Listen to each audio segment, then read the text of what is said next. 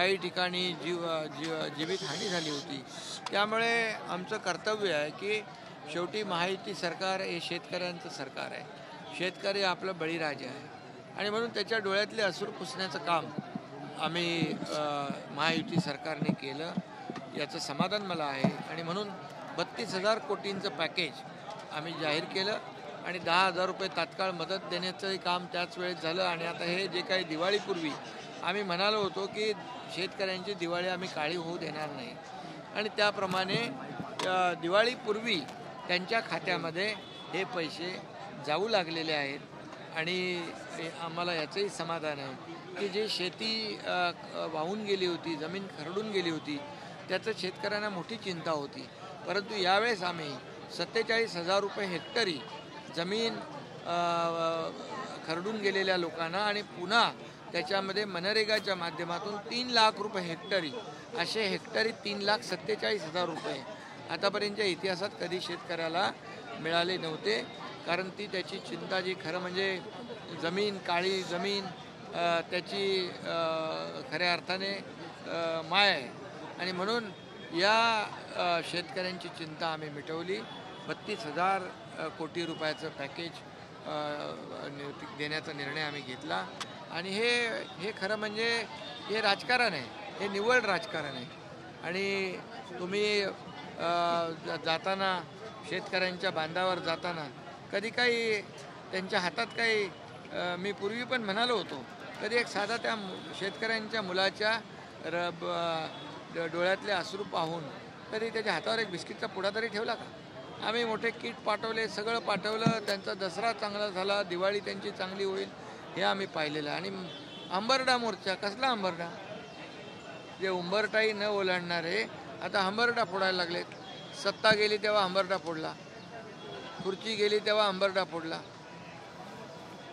आणि आता देखील मी आपल्याला सांगतो हे पुतना मावशीचं प्रेम आहे, हे निव्वळ शेतकऱ्यांच्या नावावर केलेलं राजकारण आहे। आणि म्हणून शेतकरी जेव्हा संकटात आहे, शेतकऱ्याच्या डोळ्यात अश्रू आहेत, त्यावेळेस कुणीही राजकारण करू नये, अशा वेळेस शेतकऱ्यांच्या बाजूनं उभं राहिलं पाहिजे आणि ते आम्ही काम केलेलं आहे।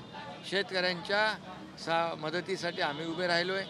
प्रधानमंत्री मोदी साहेबांनी, गृहमंत्री अमित शाह साहेबांनी देखील एक विश्वास दिलेला आहे की संकट मोठं आहे आणि शेतकऱ्यांच्या मागं केंद्र सरकार देखील उभं राहील। त्यामुळे महाराष्ट्र सरकारने तर मोठं पॅकेज दिलं आहे आणि शेतकरी यामधून सावरल्याशिवाय राहणार नाही आणि त्याला आधार मिळाल्याशिवाय राहणार।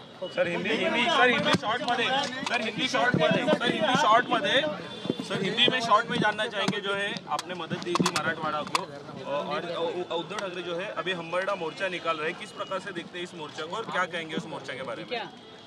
उम्बरटा मालूम है आपको? घर का उम्बरटा होता है, उससे बाहर नहीं आने वाले लोग अभी हंबरडा फोड़ रहे हैं। कभी क्यों? सब सरकार ने, महायुति सरकार ने निर्णय लेने के बाद 32,000 करोड़ रुपए का पैकेज जाहिर किया। सरकार, हमने कहा था कि ये किसानों की दिवाली काली नहीं होने देंगे, हमने हमारा पूरा जो शब्द है पूरा किया है, कमिटमेंट हमने पूरी की है और अभी किसानों के खाते में पैसे जा रहे हैं। और 32,000 करोड़ जो किसानों की फसल बह गई थी, ज़मीन बह गई थी, पशुधन बह गया था, कई जीवित हानि हुई थी, कई लोगों के घर पड़े गिर गए थे, ये घरों का नुकसान हुआ था, ये सब जो है इसमें इंक्लूड किया है और पूरी तरह किसानों के पीछे हम खड़े रहेंगे। आज उनके साथ खड़े रहने की आवश्यकता है, किसानों के आंसू पोंछने की आवश्यकता है। ये मगरमच्छ के आंसू है, ये मगरमच्छ के आंसू है। जब किसानों के मिलने गए, क्या लेके गए उनको?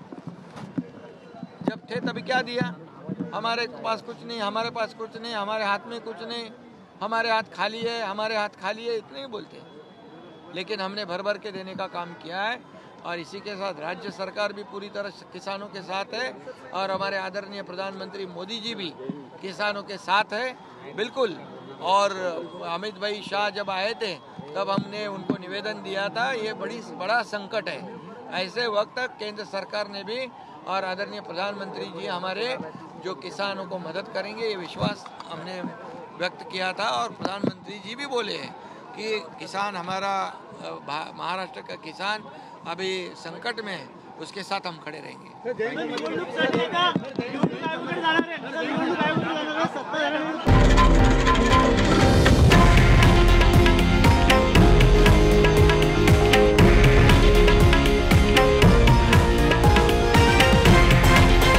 हे आहे देशातील नंबर 1 न्यूज नेटवर्क आणि आपण पाहत आहात TV9 मराठी, एकमेव.